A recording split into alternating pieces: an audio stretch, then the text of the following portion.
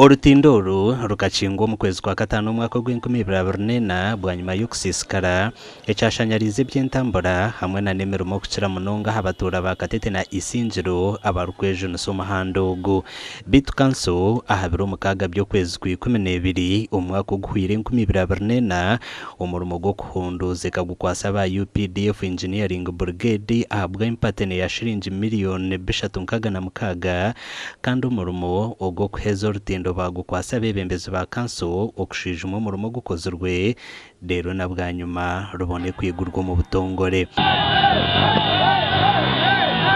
no kushoma mu local government act no mu constitution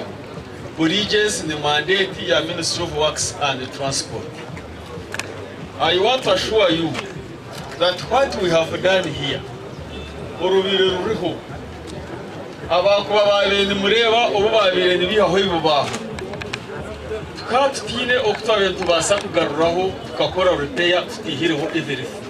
aho kubemba hozana zikazagizireki zazunzire zahwire. Meya Robert Kachebezi nagira ngo umurimo gukozerwe gukaba guryo go kundoza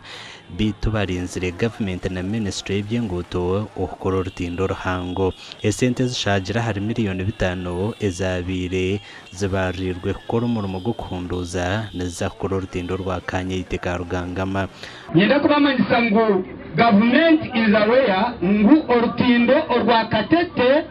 kugira ngo nekintu cyo kutwara nko kuzana kureka nekintu changu ekitu kwenda ngo rubase kukorwa ahabwa population eri kurwa Katete n'ibicike by'ihinguriro. Nyenda bakamanyisa ngortindo turukumanya RCC wenka na Kachelezi na niwe wenka na no wikitinsa president na rumanya nabwo cyo tindo turukume ntumanya ngo norwe itukihanga kurebera itoba tuzakurukoza sarizo bakama benshi borting kano tashango mugariyo narzandaho aine byarukora okakunama abaturana bebembezi bambara City South Division basimwe murimo gukozerwe na meya wambara hamwe na government embero kweri wanore akashozo ko kukari noreba ngo rutindo turukumarariya kacera kace twetaga hortindo ruhango nko kubagamba kandi ntekateka ndwisha kubaho abo kubari yombwe umucetengo bukabagire kari yagire no budget yihanga tiri yabaho ko kandi tutekateka ntizakora kizakubo izuba ne cyafayo ne cyaba kirungi bakimaziro gwire turukurira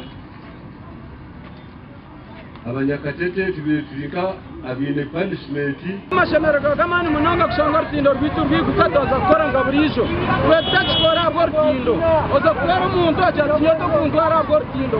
amakuraga gasha kwa Fred Tudiachira na Aliwasu.